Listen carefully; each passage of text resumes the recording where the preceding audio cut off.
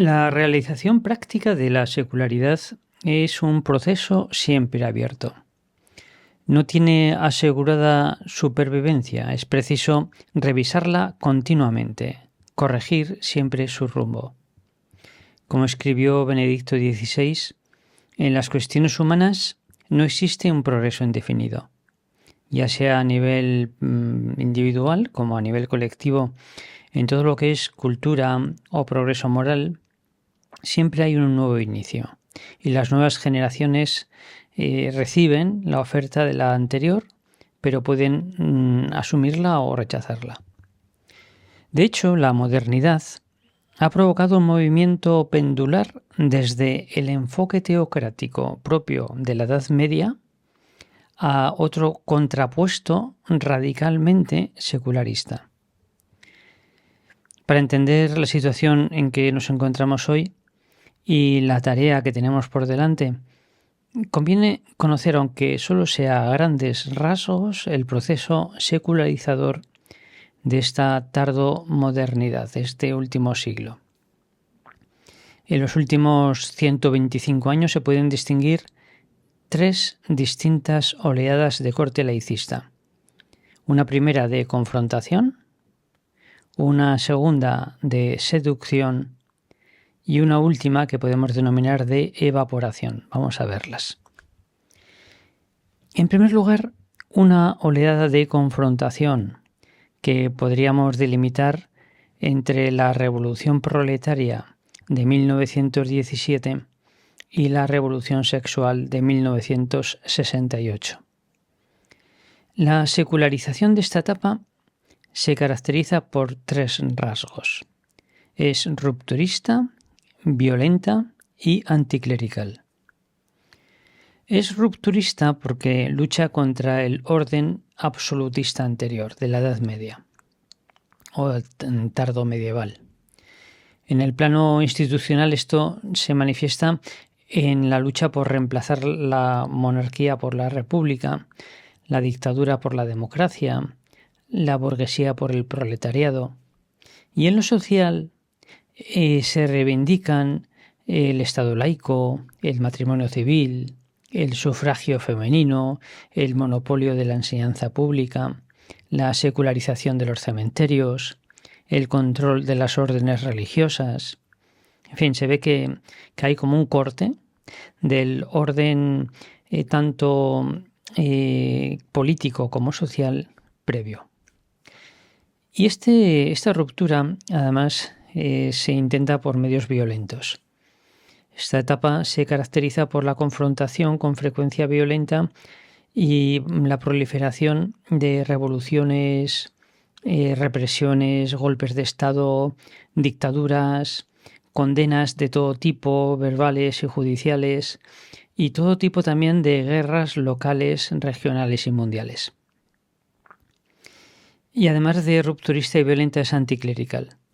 No solo propugna el abandono de la práctica religiosa, sino que por su identificación con el antiguo régimen, la Iglesia pasa a ser odiada por dos estratos de población aparentemente contrapuestos, la intelectualidad y la masa proletaria. La nueva intelectualidad liberal, que desde la universidad reclamaba derechos civiles, difunde una narrativa laicista de los problemas sociales. Y la nueva masa proletaria, que desde las fábricas lucha por una sociedad sin clases, es inducida a la violencia anticlerical, como el asesinato de sacerdotes o la quema de iglesias. Bien, esta es la primera etapa laicista del último siglo y un poco largo, de confrontación rupturista, violenta, anticlerical, que tuvo una eficacia muy limitada. Una segunda etapa, que podemos denominar de seducción, comenzaría a partir de la Revolución Sexual del año 68 y podríamos delimitarla en el atentado de las Torres Gemelas del año 2001. También esta etapa se puede caracterizar por tres rasgos: un materialismo práctico, una narrativa oficial laicista y finalmente un colapso eclesial. El materialismo práctico Europa experimentó en el siglo XX un proceso creciente de urbanización y de modernización, y particularmente España en esos años, que generó el ideal colectivo de bienestar conocido como clase media. Clase media. El bien último, el ideal de vida, consistía en tener una casa, tener un coche, tener un televisor. Una clase media, tener unos ciertos ingresos, poder formar una cierta familia. La secularización por confrontación anterior dejó paso entonces a una más eficaz seducción consumista a través de distintos cauces. La radio y la televisión, por ejemplo, permitieron a la publicidad implantar en la sociedad una actitud consumista. Pero también el boom del turismo y de la industria del ocio, especialmente del cine y de la música, popularizaron modelos de vida hedonistas traídos de otros países, sobre todo de Estados Unidos y de Europa. Y además el lema de la autenticidad, sé auténtico, sé tú mismo, empujó a liberarse de las normas morales, de las costumbres que se habían heredado de anteriores generaciones. Todo eso hizo que un materialismo práctico fuera creciendo e impregnando cada vez más las mentes, el corazón de la población. Además, se impuso una narrativa oficial desde ámbitos intelectuales, culturales, artísticos, según la cual la Iglesia era enemiga de la modernización, de la tolerancia y de la autonomía individual. Son tres valores incompatibles con la Iglesia: la modernización, la tolerancia y la autonomía individual.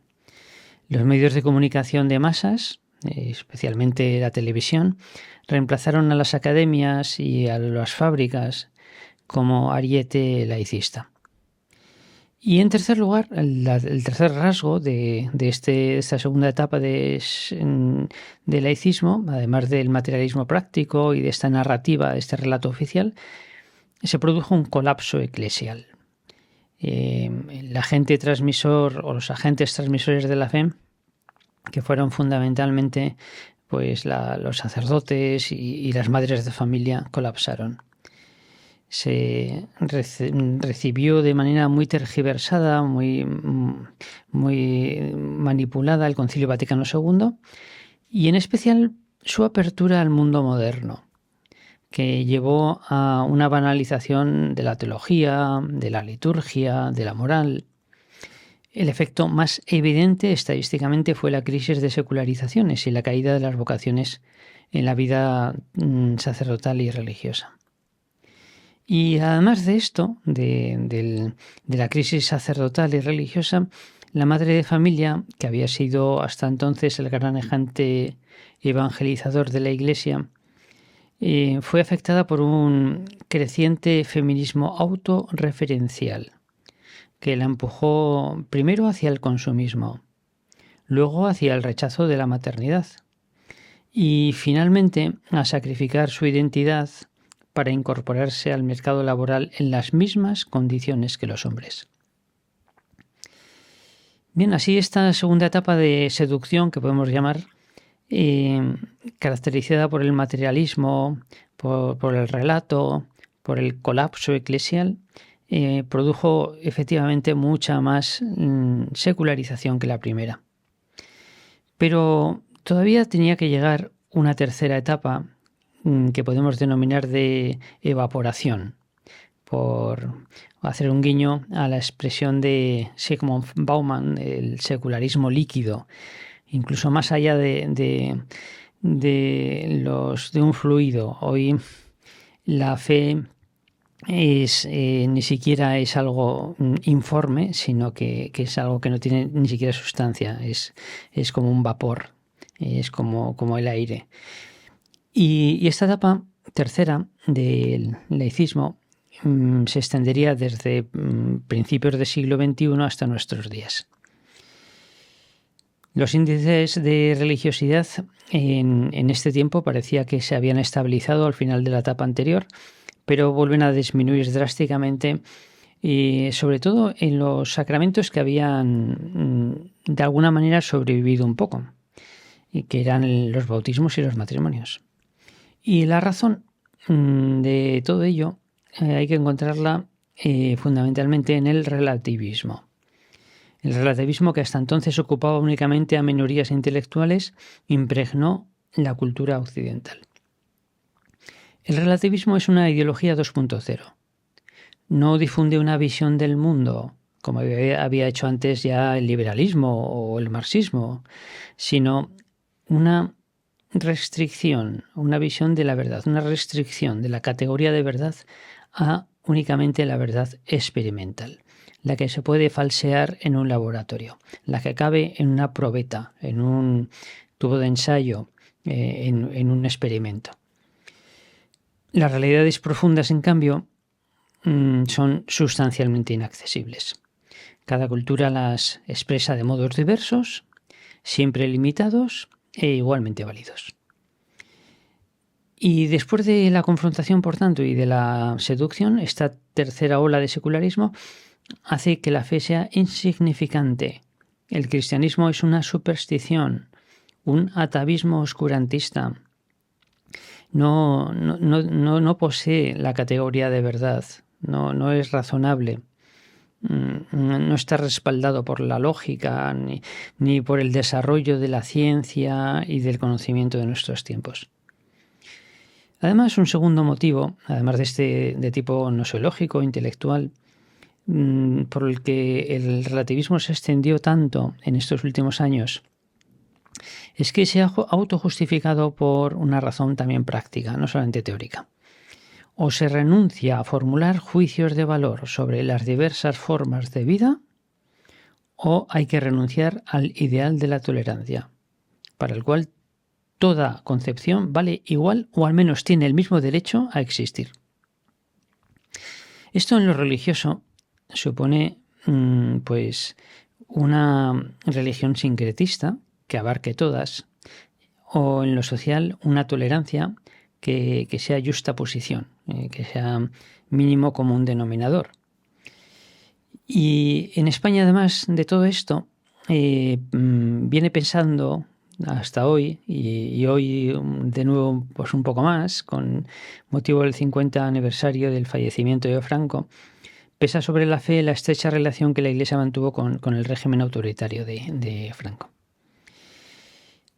Bien, pues esta fundamentación teórica y práctica del relativismo no se ha quedado ahí, sino que además es proactiva. El descrédito de la razón propia del relativismo conlleva también el diálogo y confiere al relativismo un alma dialéctica, de lucha, de contraposición. El relativismo despierta, y de ahí viene la expresión woke, a las minorías de su opresión injusta a lo largo de la historia y las enfrenta a la tradición. El discurso de guerra woke acuña una terminología interpretativa, no descriptiva, sino interpretativa, como por ejemplo expresiones como supremacismo blanco o heteropatriarcado o transfobia, que ya contienen en sí un juicio moral. Una terminología interpretativa que además manipula la historia, se retroalimenta con las reacciones que provoca, en fin, que es difícil de resistir. Y además las grandes multinacionales, muchos colegios profesionales, casi todos los medios de comunicación, bastantes parlamentos, se han sometido al wokismo, cada uno por un motivo, algunos por convicción y la mayoría por intereses y por miedo. Y lo que hasta hace pocos años era políticamente correcto, hoy es dogmáticamente correcto. Y el que no piensa así, el heterodoxo, es sin más cancelado y se le diagnostica una patología fóbica que le inhabilita para el ejercicio de la libertad de expresión. Bien, pues en esta última etapa de evaporización o evaporación, quizá distinguida por estas tres características. Un relativismo teórico, práctico, tolerancia, y un activismo woke, pues ha producido una caída todavía más intensa de los índices de religiosidad en Europa en general y en España en particular. Y estos cuadros que tenemos delante pues lo reflejan de alguna manera. En el primero se puede apreciar cómo con esa línea discontinua roja que fija el año 2000, a partir de entonces, y como fruto del relativismo, ha habido una caída muy intensa, tanto de los cristianos practicantes como de los no practicantes. Mientras que aumenta, incluso más de lo que en esta gráfica aparece, el porcentaje de ciudadanos que se consideran ateos o agnósticos. También se puede ver cómo el número de bautismos y de matrimonios que hasta entonces habían caído, pero lo han hecho todavía de manera mucho más intensa últimamente. Y en cambio, los hijos nacidos fuera del matrimonio ya son más del 50%. Los bautizados, en cambio, son menos del 50%. Y finalmente se puede ver cómo en los años 70 hubo un desplome de las ordenaciones sacerdotales y del número de seminaristas, que se había estabilizado al final del siglo XX y ha vuelto a caer a partir de entonces. Bueno, aquí estamos, en este momento, como fruto de esas tres olas de laicismo de los últimos 125 años. En el siguiente capítulo haremos ya una radiografía de nuestro momento actual, no de sus antecedentes, para diagnosticar que nos encontramos realmente ante una religión secularizada o una religión secular, donde se puede decir que adoramos a un Dios, pero que es de este mundo.